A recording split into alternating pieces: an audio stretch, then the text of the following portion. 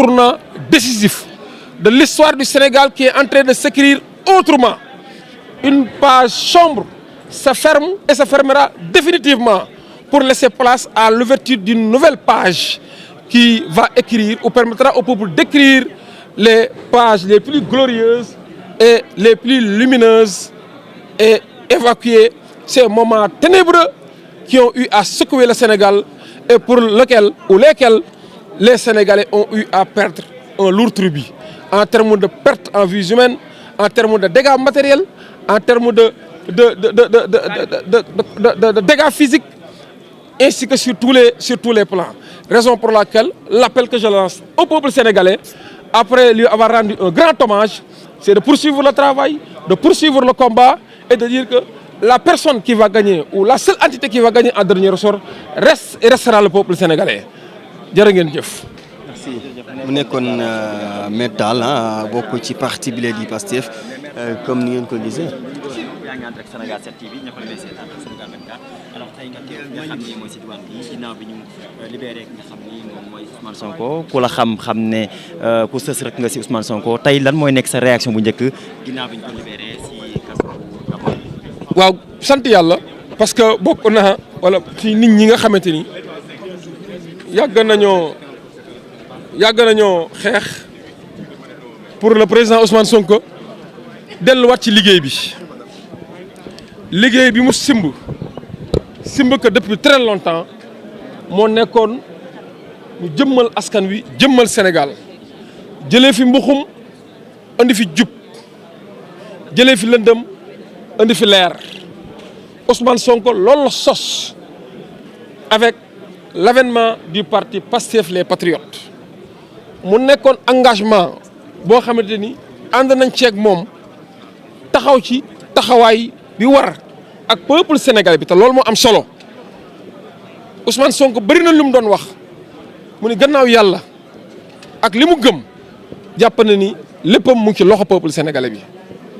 li xew fan yii gis ngeen ko ni peuple sénégalais bi mosuñoo bàyyi Ousmane Sonko mu wéet li xew fan yii gis ngeen ni peuple sénégalais mosuñoo bàyyi combat bi ak liggéey bi Ousmane Sonko dañ ci ànd ak moom bëccëg guddi muy ngelaw muy taw muy sedd muy tàng peuple boobu dañoo mos a taxaw si ginnaaw ci kanam ak ci wetu Ousmane Sonko ba loolu amee ak nattu yi si dal yëpp peuple bi nekk benn peuple bu résilient. waaye li ma si gën a ëppal solo rek mooy peuple bu am xel parce que yéen a ngi fàttali ne am nay jamono ña nga xamante ni suñuy adversaire nañ bëggoon nañ pëccoxoo am ci réew mi maanaam créer le chaos pour effectivement favoriser les conditions de ne pas organiser un vote mais lan nga gis peuple bi dañ naan xeexuñu dañuy dem élection peuple bi taxaw ne ñun xeexuñu dem ngeen sax ba peuple bi agressé nañ ko poussé que à ces derniers retranchements pour mu réagir xeex peuple bi ne xeexul parce que Ousmane Sonko avant muy dugg kaso waxoon na ni combat bi du émotion moo koy gagné mais raison moo koy gagné xel moo koy gagné du yërëmtalu moo koy gagné mais taxawaay moo koy gagné boobu peuple wane xel wane stratégie nekk dañuy dem élection ba ñu dañuy dem élection nag ña war a organiser élection ñu ngi créer les conditions de ne pas organiser cette élection waaye peuple bi nekk di nga dem élection loolu moo si am solo parce que kuy déglu na nga déglu message du peuple bi parce que tout revient au peuple la démocratie c'est le pouvoir du peuple par le peuple et pour le peuple la justice rend ses décisions au nom du peuple donc tout revient au peuple et on ne peut pas être plus populaire et plus légitime que le peuple kon peuple boobu mooy dogal te li ñu dogal tey jii.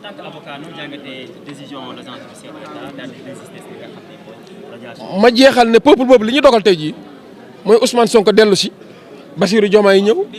amuñu xaj ak seen Diomaye mooy Sonko mooy Diomaye dañuy dem élection te incha allahu dinañ gagné élection yi midi résultat yi jeex Sénégalais am 5e président désistement bi agent judiciaire def man boo gisee dama si am commentaire damaa wóolu woon sama bopp ne Ousmane Sonko dafa mus a am dëgg si état du Sénégal si Ziguinchor wane na ko Dakar wane na ko ñoom ñoo defoon seen pourvoi en cassation dem ba sa biir na soxlaatuñ ko kon xamoon nañ ni dañ doon guddal jël rek mais jël loolu bu nekkat seen kanam li si am solo rek mooy boobu désistement delloowaat na Ousmane Sonko ci droit am yëpp Ousmane Sonko maanaam su ma doon wax ci kii dama naan set na wecc weex na tàll amul lenn lu ko gàkkal musul a gàkk sax musul tilim dama leeral ko musul tilim musul gàkk waaye gën nañ kaa weexal gën nañ kaa leeral ba li xale di wax naan moom mu ngi belli. D'accord, mais maître, avec cette convocation yoo xam ne Assemblée nationale def nañ ko mu nekk convocation d'urgence est-ce que jàppoon ba tey ñoom ñu ngi ci même logique bu fexe nañu reporter seen élection. dama ni ñoom ci pexe lañ dëkk waaye kuy pexe da nga bàyyi pexe yàlla nee na kuy pexe maa la ëppi pexe te lépp lu muy def dina ko def kuy pexe tamit bàyyil xel peuple bi parce que à ce peuple est dépositaire d'une parcelle de divinité kon pexeel rek yàlla dina ñëw peuple bi dina jël seen responsabilité. En tant que maître quant à convocation bi ba damaa gëm ni xamaguñu la raison de cette convocation ni le contenu convoqué nañ procédure d'urgence ñu ngi leen di xaar. mais ñu ngi ñoom ñu dissolution conseil constitutionnel est-ce que jàpp ne loolu jamono ji nag lu mën a nekk. xam nga loolu mu am sax mooy gàcce la mu am mooy démocratie bi delloo na ginnaaw conseil constitutionnel la mu wax rappeler waat que mooy toujours le processus bi continue avec les candidats les 19 candidats rappeler na ko conséquence su décision yi ñu fi rendre yëpp mooy le processus continue avec les 19 candidats moom moo amoon mbërëm dem ba sa biir wóolatul mbërëm wala joowula mbërëm ñun wóolu nañ suñu mbër Ousmane Sonko am na mbërëm wóolu na ko jubóo na ak moom te incha allah moom ak mbërëm tànk ak tànk mbagg ak mbagg ànd ak peuple sénégalais bi gagné élection yi dès le premier tour avec une victoire sans conteste et de façon écrasante midi. midi. loolu ñëpp xaaroon nañ ko lépp lu laal ci élection présidentielle élection nationale conseil constitutionnel moo am compétence bi te conseil constitutionnel yàgg wax na ni en vertu de ses pouvoirs de régulateur moom am na sax droit fixer la date tout en tenant compte des exigences contenues dans le code électoral et dans la constitution notamment sur le mandat présidentiel parce que dañ ni mandat bi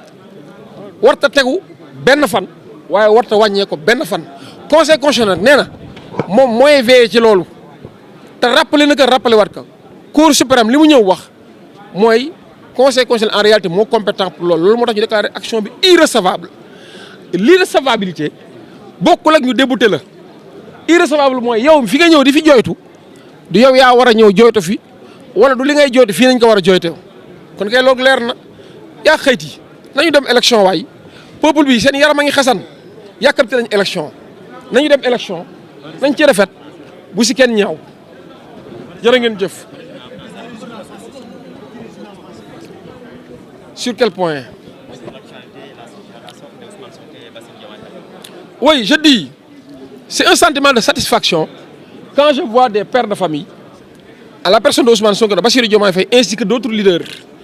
recouvrer la liberté et regagner la société en toute dignité et en toute honorabilité. Je pense que ce qui s'est passé hier nous donnait même l'impression qu'on était dans une soirée électorale. Parce qu'il y avait des scènes de liesse un peu partout dans ce pays, des scènes de joie. On dirait que c'était un sentiment de délivrance. Et je pense que ceci est un message que le peuple vient de lancer à l'endroit de tous ceux qui nous regardent, mais tous ceux qui s'intéressent aux destinées de notre pays. Le peuple sénégalais, ce vaillant peuple sénégalais à qui je rends un hommage mérité,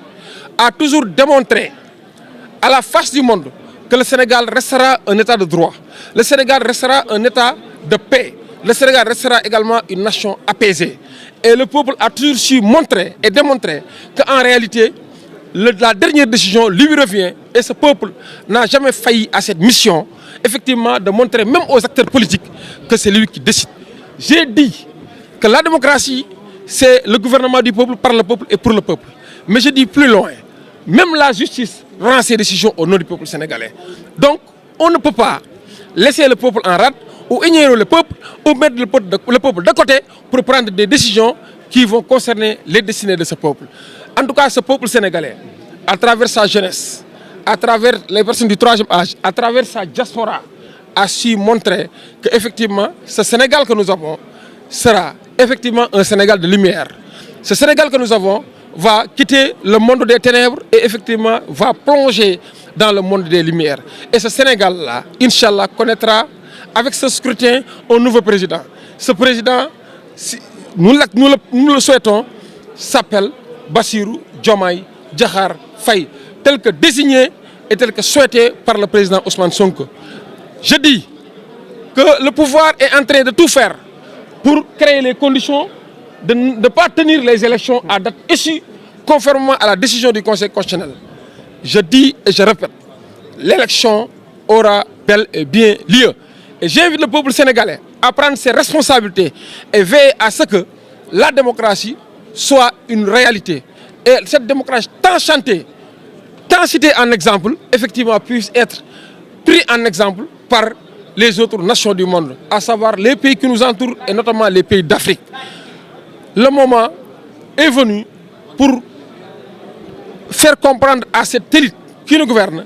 qu'en réalité, toute décision qui sera prise et qui serait contraire aux aspirations du peuple, ce peuple prendra ses responsabilités pour dire qu'en réalité, il n'y a pas plus légitime, il n'y a pas plus populaire que moi. Et ce peuple, effectivement, présidera à ses propres destinées. Faites-vous sur la décision de Cour suprême qui juge irrecevable la requête du Parti démocratique sénégalais? Mais cela ne me surprend pas. En tant que technicien du droit,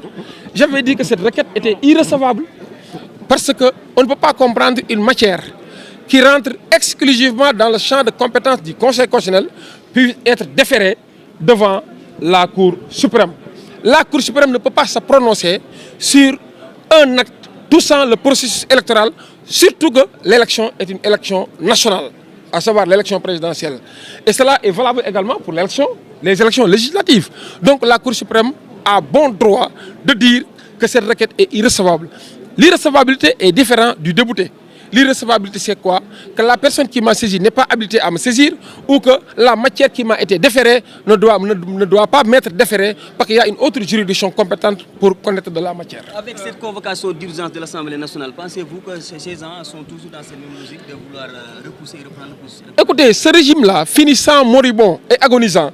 est toujours dans les dynamiques complotistes.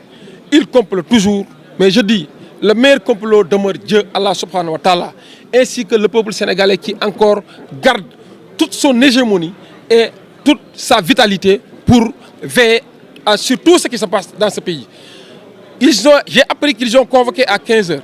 Je ne connais pas encore les raisons de cette convocation, ni les tenants, ni les aboutissants. Mais nous sommes là dans l'action et non pas dans la réaction. Nous déroulons notre agenda et Inch'Allah, cet agenda sera déroulé jusqu'à son terme. Tout ce qui sera sorti de cette convocation sera effectivement à la portée du peuple sénégalais ainsi que de tous les acteurs qui portent le combat pour effectivement aviser. Pour vous dire que nous attendons l'Assemblée de pied ferme et on avisera. C'est moi qui vous remercie.